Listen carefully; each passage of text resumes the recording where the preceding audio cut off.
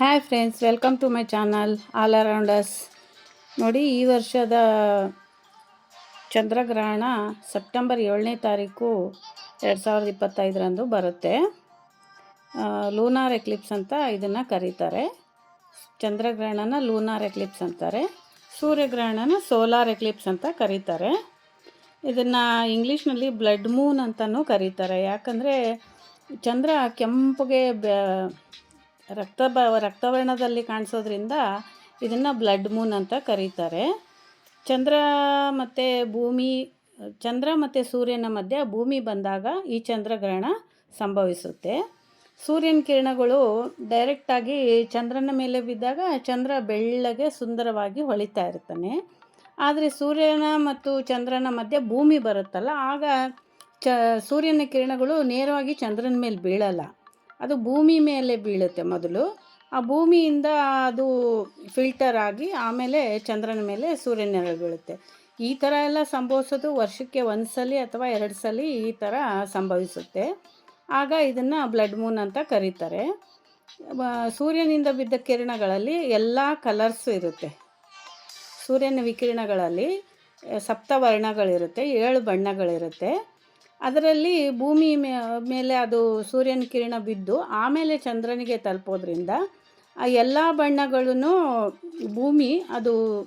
ಭೂಮಿಯಲ್ಲಿ ಕಲುಷಿತ ವಾತಾವರಣ ಇರುತ್ತೆ. ಅಂದರೆ ಎಲ್ಲ ಪೊಲ್ಯೂಷನ್, ಭೂಮಿ ಮೇಲೆ ಪೊಲ್ಯೂಷನ್ ಜಾಸ್ತಿ ಇರೋದ್ರಿಂದ ಅದರಲ್ಲಿ ಎಲ್ಲ ಕಲರ್ನ ಅದು ಅಬ್ಸರ್ವ್ ಮಾಡಿಕೊಂಡು ರೆಡ್ ಕಲರ್ ಮಾತ್ರ ಚಂದ್ರನಿಗೆ ತಲುಪುತ್ತೆ, ಕೆಂಪು ವರ್ಣ ಮಾತ್ರ ಚಂದ್ರನನ್ನು ತಲುಪುತ್ತೆ.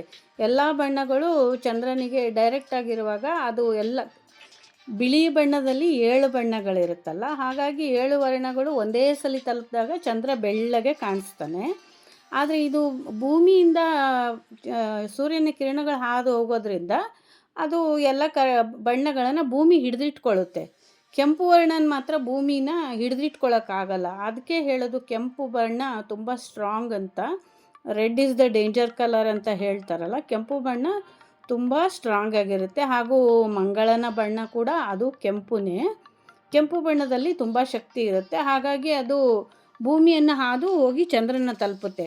ಆಗ ಚಂದ್ರನಿಗೆ ಸೂರ್ಯನ ಒರಿಜಿನಲ್ ಬೆಳಕು ಬರಲ್ಲ, ಸ್ವಂತ ಬೆಳಕು ಬರೋದಿಲ್ಲ. ಹಾಗಾಗಿ ಈ ಭೂಮಿಯಿಂದ ಹೋಗಿರೋ ಕೆಂಪು ಬಣ್ಣನೇ ಚಂದ್ರನಲ್ಲೂ ಕಾಣಿಸುತ್ತೆ. ಹಾಗಾಗಿ ಚಂದ್ರ ರಕ್ತವರ್ಣದಲ್ಲಿ ಕಾಣಿಸ್ತಾನೆ. ಹಾಗಾಗಿ ಚಂದ್ರನ ಬ್ಲಡ್ ಮೂನ್ ಅಂತ ಕರೀತಾರೆ, ಕೆಂಪು ಚಂದ್ರ ಅಂತ ಕರೀತಾರೆ. ಈ ಚಂದ್ರ ನೋಡೋದಕ್ಕೆ ತುಂಬ ಸುಂದರವಾಗಿರುತ್ತೆ. ಆದ್ದರಿಂದ ಇದನ್ನು ಕೆಂಪು ವರ್ಣದ ಚಂದ್ರ ಅಂತ ಕರೀತಾರೆ. ಬಟ್ ಇದನ್ನು ನೋಡೋದ್ರಿಂದ ಏನೂ ಅಪಾಯ ಇಲ್ಲ, ಕಣ್ಣಿಗೆ ಏನೂ ಹಾನಿ ಆಗಲ್ಲ. ಎಷ್ಟೋ ಜನ ಮೂಢನಂಬಿಕೆ ಅದು ಇದು ಅಂತ ಅಂದ್ಕೊಂಡು, ಅಂದರೆ ಅವ್ರವ್ರ ನಂಬಿಕೆ, ಮೂಢನಂಬಿಕೆ ಅಂತ ನಾವು ಹೇಳೋಕ್ಕಾಗಲ್ಲ. ಅವರು ಯಾವ ಥರ ನಂಬಿಕೆ ಇರುತ್ತೆ ಆ ಥರ ಅವರು ಯೋಚನೆ ಮಾಡ್ತಾರೆ. ಬಟ್ ಇದರಲ್ಲಿ ಮೂಢನಂಬಿಕೆ ಅನ್ನೋ ಪ್ರಶ್ನೆ ಏನಿಲ್ಲ. ಜಸ್ಟ್ ಇದು ಒಂದು ಸೈಂಟಿಫಿಕ್ಕು ಒಂದು ಆಧಾರದ ಮೇಲೆ ಈ ಥರ ಹೇಳ್ತಾರೆ. ಬಣ್ಣ ಯಾಕೆ ಕೆಂಪಾಗುತ್ತೆ, ಚಂದ್ರನ ಬಣ್ಣ ಯಾಕೆ ಕೆಂಪು ಬಣ್ಣ ಕಾಣಿಸುತ್ತೆ, ಇದು ವರ್ಷದಲ್ಲಿ 1 ಸಲ 2 ಸಲ ಆಗಾಗ ಈ ಥರ ಆಗುತ್ತೆ. ಇದೆಲ್ಲ ಒಂದು ನೈಸರ್ಗಿಕ ಕ್ರಿಯೆ, ಇದು ನ್ಯಾಚುರಲ್ ಆಗಿ ನಡೆಯುವಂಥದ್ದು. ಇದರಲ್ಲಿ ಏನೂ ಒಂದು ಅಪಾಯ ಆಗಲಿ ಅಥವಾ ಕೆಟ್ಟದ್ದಾಗಲಿ ಏನೂ ಇಲ್ಲ. ಹಾಗಾಗಿ ಇದನ್ನು ನಾವು ಅಪಶಕುನ ಅಂತ ಏನು ಹೇಳ್ಕೊಳ್ಳೋ ಹಾಗಿಲ್ಲ. ಏನಂದರೆ ಚಂದ್ರಗ್ರಹಣ ನಡೆಯುವಾಗ ಆಹಾರ ಎಲ್ಲ ಹಾಳಾಗುತ್ತೆ ಅಂದ್ಬಿಟ್ಟು ಹಾಲು ಮೊಸರು ಆ ಥರ ಅದರಲ್ಲೆಲ್ಲ ಗರಿಕೆ ಹುಲ್ಲನ್ನು ಹಾಕಿಡ್ತಾರೆ. ಗರಿಕೆ ಹುಲ್ಲನ್ನು ಹಾಕಿಡೋದ್ರಿಂದ ಅದು ಆಹಾರ ಹಾಳಾಗಲ್ಲ ಅನ್ನೋ ಒಂದು ನಂಬಿಕೆ ಇದೆ. ಏನಂದರೆ ಗರಿಕೆ ಹುಲ್ಲು ಒಂದು ಆ್ಯಂಟಿ ಆಕ್ಸಿಡೆಂಟ್ ಅದು. ಹಾಗಾಗಿ ಅದು ಎಲ್ಲ ಪಾಯ್ಸನ್ ಏನು ಅದರಲ್ಲಿ ಹೋಗದಿರೋ ಹಾಗೆ ಅದು ತಡೆಯುತ್ತಂತೆ. ಅದಕ್ಕೆ ಗರಿಕೆ ಹುಲ್ಲನ್ನು ಹಾಕಿಡ್ತಾರೆ. ಚಂದ್ರಗ್ರಹಣ ಈ ತಿಂಗಳು 7ನೇ ತಾರೀಕು ಸೆಪ್ಟೆಂಬರು ರಾತ್ರಿ 9:58ಕ್ಕೆ ಪ್ರಾರಂಭ ಆಗುತ್ತಂತೆ. ಅದು ಒಂದು ಮಧ್ಯರಾತ್ರಿ 3 ಗಂಟೆಗೆ ಮುಗಿಯುತ್ತಂತೆ. ಅಲ್ಲಿವರೆಗೂ ಚಂದ್ರಗ್ರಹಣ ಇರುತ್ತೆ. ಆ ಟೈಮಲ್ಲಿ ಏನೋ ರಾತ್ರಿ ಹೇಗೂ ಮಲಗಿರ್ತೀವಲ್ಲ, ಹಾಗಾಗಿ ಏನೂ ಇರಲ್ಲ, ಏನು ಕೆಲಸ ಮಾಡಬಾರ್ದು ಅಂತ ಹೇಳ್ತಾರೆ. ಅದೇ ಬರಿಗಣ್ಣಿಂದ ಚಂದ್ರಗ್ರಹಣ ನೋಡ್ಬೋದು. ನೋಡೋದಕ್ಕೆ ಚಂದ್ರ ತುಂಬ ಸುಂದರವಾಗಿರ್ತಾನೆ. ಇಲ್ಲ ಕಂಪ್ಯೂಟ್ರಲ್ಲೇ ನೋಡ್ಬೋದು, ಇಲ್ಲ ನಮ್ಮ ಮೊಬೈಲ್ಗಳಲ್ಲಿ ನೋಡ್ಬೋದು. ಬರಿ ಕಣ್ಣಿಂದ ನೋಡೋದ್ರಿಂದ ಏನು ಪ್ರಾಬ್ಲಮ್ ಆಗಲ್ಲ. ಆದರೆ ಸೂರ್ಯಗ್ರಹಣ ಮಾತ್ರ ಬರೀ ಕಣ್ಣಿಂದ ನೋಡಬಾರ್ದು ಅಂತಾರೆ. ನೋಡಿ ಈ ಥರ ಗ್ರಹಗಳು ಸೂರ್ಯನ ಸುತ್ತ ಸುತ್ತುತ್ತಾ ಇರುತ್ತೆ.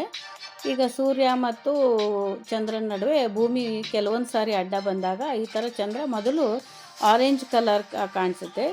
ಆರೆಂಜ್ ಕಲರಿಂದ ಬರ್ತಾ ಬರ್ತಾ ಬ್ರೌನ್ ಕಲರ್ ಆಗುತ್ತೆ.